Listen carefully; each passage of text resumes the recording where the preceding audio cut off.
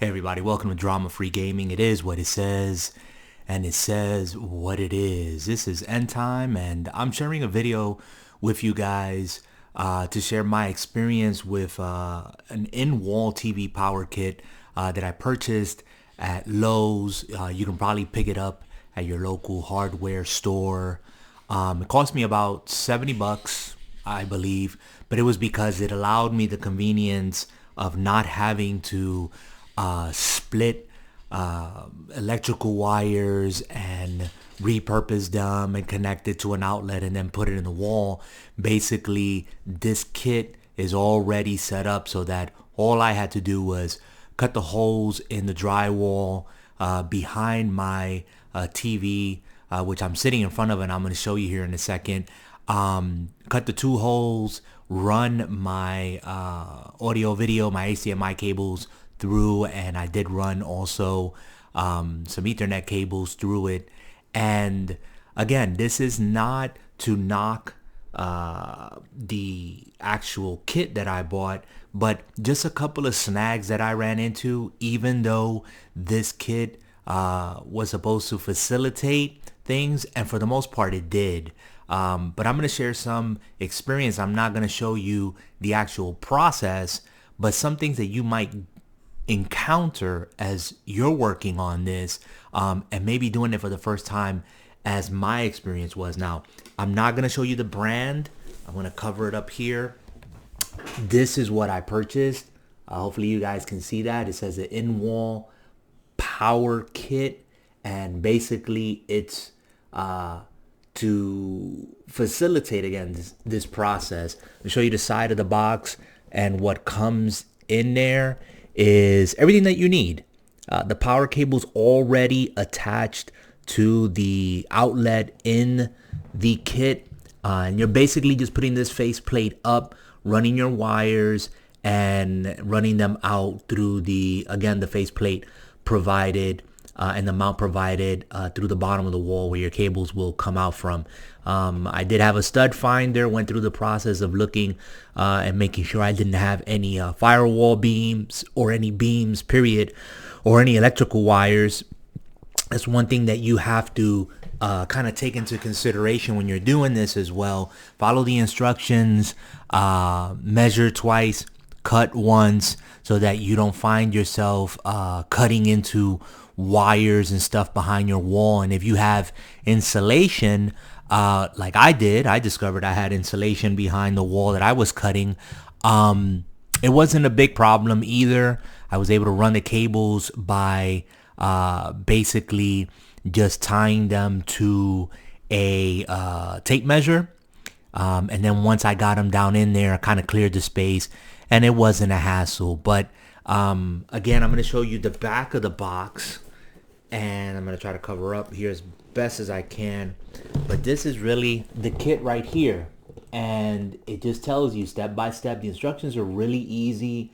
It's not anything that's rocket science. And you know, I was intimidated at first, but then I just summed up the courage and said, let me go do this. So I'm going to show you on with my camera. I'm going to turn the camera here. I'm going to show you how it looks, and I'm going to tell you what are the issues that I have. And I have to go back to my local hardware store and find a bigger faceplate, because these are the issues that I encountered, and I want you to be aware of in case you encounter them as well, and maybe some suggestions on how you can fix them. Or if you guys have any suggestions, any experience in fixing these issues, if you had similar issues like I did, and you found a solution, please let me know in the comments below. I would greatly appreciate it. So I'm gonna move the mic with me, and I'm gonna come off camera here for a moment, and I'm just gonna move my camera with me, and hopefully there you go. And I still don't have another camera. That's coming hopefully in Christmas. But I'm gonna move it around here, and as you guys see, this is my setup. This video, my OLED LG 55-inch thin Q A C9. Barking. Sorry about that. I had cables before, and now we're good. The TV to the side. If I can here for a moment, bear with me. Okay, so I'm just moving it off, and there's a faceplate. Hopefully you guys can see that. Now, that faceplate there, you see how the outlet is already built into it? It's literally plug and play. The screen next to it where you're gonna run your wires, be warned, and this is something that I don't know if in other videos they will tell you, but make sure that when you're running your cables through here, take this into consideration. I have one Ethernet cable that served my need.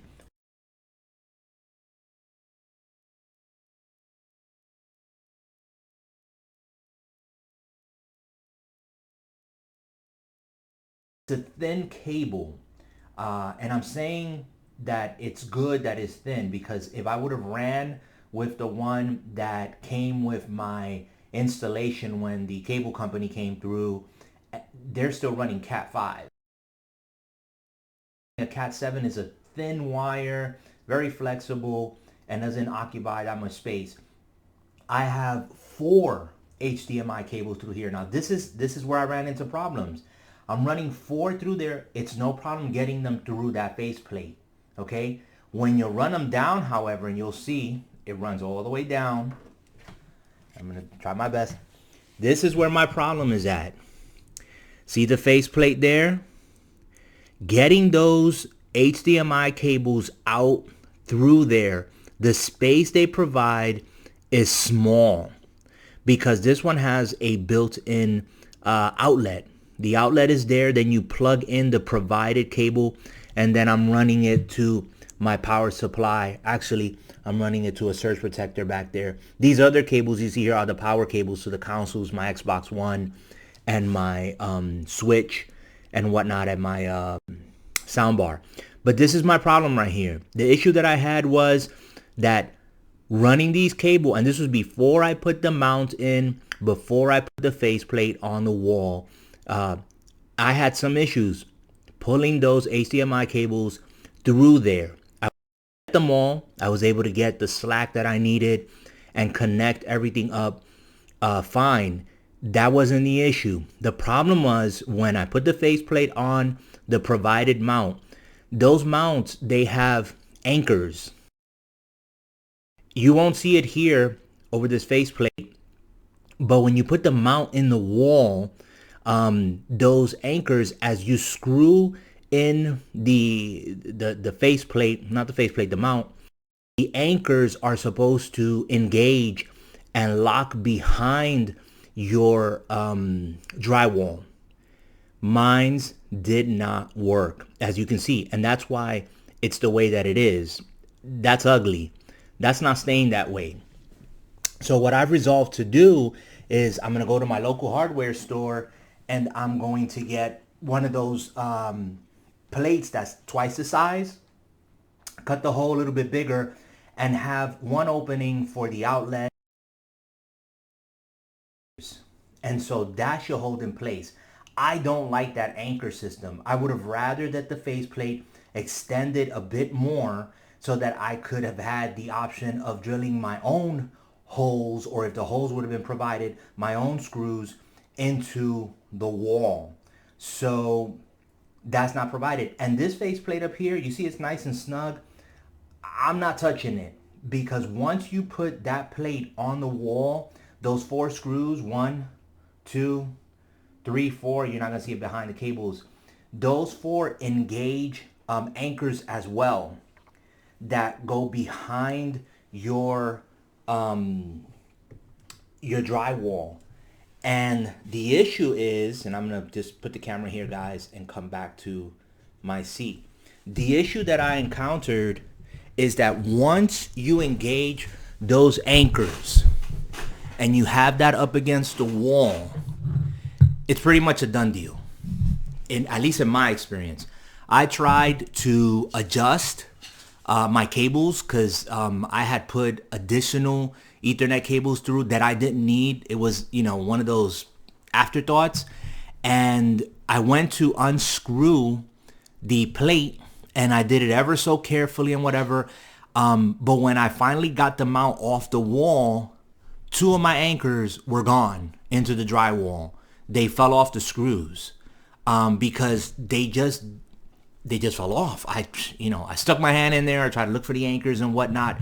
So that faceplate in the back of the TV that you guys saw, the top one with the outlet, right now only is anchored by 2 anchors. That's it.